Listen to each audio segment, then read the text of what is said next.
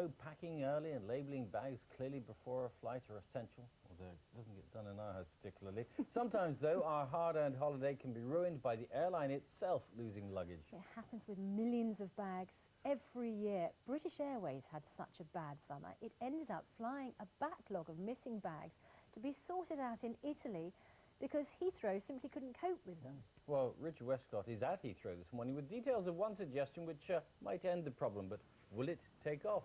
Let's join him and find out. Morning, Richard.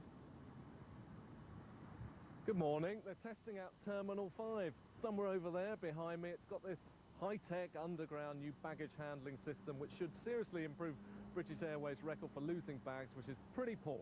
But the problem is most airports around the country don't have that kind of space to spare, and they don't have that kind of money. So is there another solution? Well, a firm of architects that's helping to build Terminal 5 has come up with one possible answer: using couriers to ferry your bags around.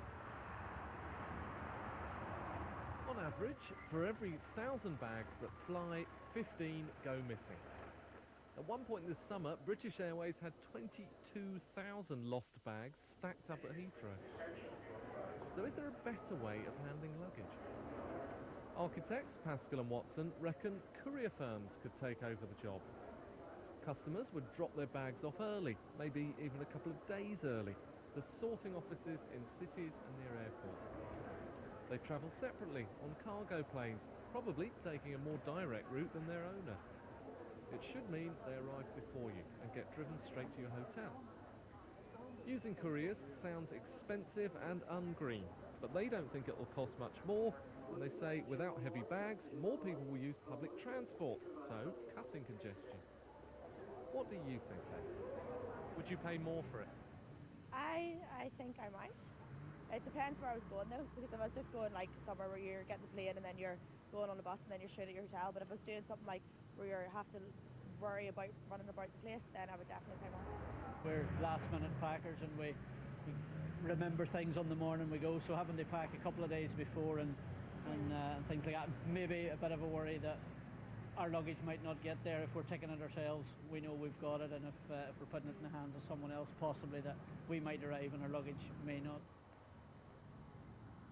It raises so many questions, doesn't it? How expensive might it be? How green might it be?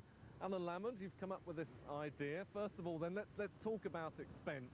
We've found out, basically, there are some firms that do a kind of courier service. They come to your house, take your bag. About £250 to get a bag to America and then back again. Is that the kind of price you envisage for this? I don't think there's any way the system can operate effectively at that sort of price level. The whole notion is about scaling things at the notion of being able to make sure the price comes down, ideally by something like 10 times less than that figure. But you still think people would pay £40–50? I believe that people will be prepared to pay that sort of service for some improvements in their security and their deliverability, the reliability of the services thereafter. OK, well, let's look at the green issue. So it doesn't look very green on paper, does it? Having lots of courier lorries driving around to these hubs or even to people's houses, picking up bags. Yeah, I agree. This does look sort of counterintuitive, but in reality, what we're talking about doing is using the existing networks. The courier companies have established systems that are there doing all these journeys at the moment. So the philosophy here is to use the existing systems, but to use them to the maximum.